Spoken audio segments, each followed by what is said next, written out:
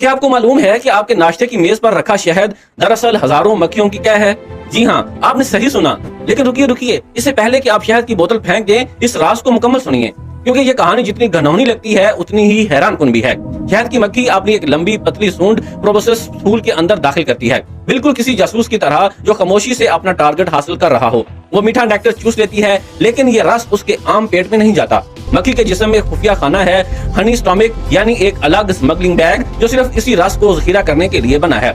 आम पेट को इसकी भनक तक नहीं पड़ती। जब यह खुफिया थैली भर जाती है, मक्खी सीधा छत्ते की तरफ उड़ जाती है और अब शुरू होता है सबसे अजीबोगरीब मरहला।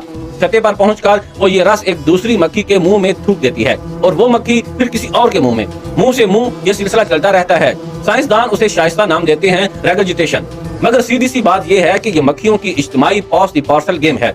बस पार्सल की जगह रस है। हर बार ये रस एक मुंह से दूसरे मुंह में जाता है।